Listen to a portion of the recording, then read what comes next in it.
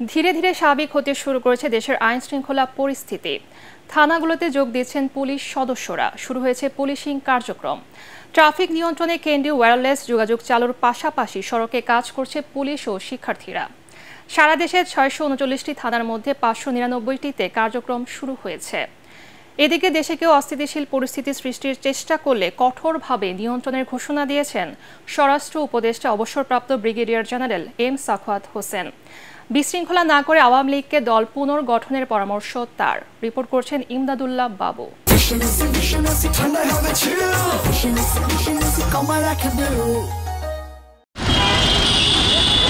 ভয়, আতঙ্ক আর উদ্বেগ কাটিয়ে স্বাভাবিক হতে শুরু করেছে রাজধানীর জনজীবন।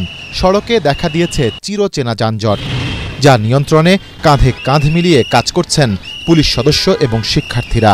ট্রাফিক নিয়ন্ত্রণে আসা পুলিশ সদস্যদের ফুল দিয়ে বরণ করে নিচ্ছে ছাত্র জনতা। এরই মধ্যে চালু হয়েছে ট্রাফিক নিয়ন্ত্রণে পুলিশের কেন্দ্রীয় ওয়্যারলেস যোগাযোগ। ফলে নগরীর কোন পয়েন্টে বেশি যানজট সেই পয়েন্টের সাথে যোগাযোগ করে ট্রাফিক নিয়ন্ত্রণ করা যাচ্ছে। সবকিছু যেহেতু স্বাভাবিকের পথেই, তো এর জন্য যানজটটা একটু বেশি। সন্ধ্যা পর্যন্ত আমরা দেখবো যে বিভিন্ন পয়েন্টে কিভাবে ট্রাফিক পুলিশরা আসছে, এটার উপর নির্ভর করতেছে যে আমরা আগামী দিন থেকে আমরা আমাদের কার্যক্রম করব কিনা। সব পয়েন্টে সবার সাথে যোগাযোগ করতে পারতেছি এবং রাস্তার অবস্থা মোটামুটি ভালো। ছাত্র ভাইরা আমাদেরকে হেল্প করতেছে। পুলিশের সব সদস্যকে বৃহস্পতিবারের মধ্যে কাজে যোগ দেওয়ার নির্দেশ দেওয়া হয়েছে স্বরাষ্ট্র মন্ত্রণালয় থেকে। তাই থানাগুলোতে দল বেঁধে এভাবেই কাজে যোগ দিতে ছুটে আসছেন পুলিশ সদস্যরা। এতে রাজধানীর থানাগুলোয় গতি পেয়েছে পুলিশিং সেবা। সাধারণ ডায়েরি এবং অন্যান্য সেবা নিতে পেরে খুশি নগরবাসী। জিডি করার জন্য আসছি, তো এসে কার্যক্রমটা আজকেই আলহামদুলিল্লাহ শুরু হয়েছে। আলহামদুলিল্লাহ সেবা পাচ্ছি, তারা খুব সুন্দরভাবে কাজ করতেছে। পুলিশ কর্মকর্তাদের আশা 2-1 দিনের মধ্যে পরিস্থিতির আরও উন্নতি ঘটবে। কম সময়ের মধ্যে সিনিয়র স্যারদের নির্দেশনা অনুযায়ী পরিস্থিতি বিবেচনা করে আমরা সম্পূর্ণভাবে আমাদের যে পুলিশিং কার্যক্রমটা সেটা আমরা শুরু করতে পারবো বলে আশা রাখি।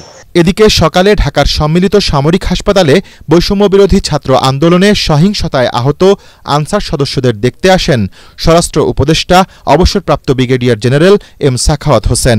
পরে গণমাধ্যমকে তিনি বলেন, আন্দোলনে নিহত অনেকের শরীরে নিষিদ্ধ অস্ত্র থেকে ছোঁড়া বুলেট মিলেছে। আপনাদের পার্টি রিঅর্গানাইজ করেন, এই পার্টির অনেক অবদান আছে বাংলাদেশে।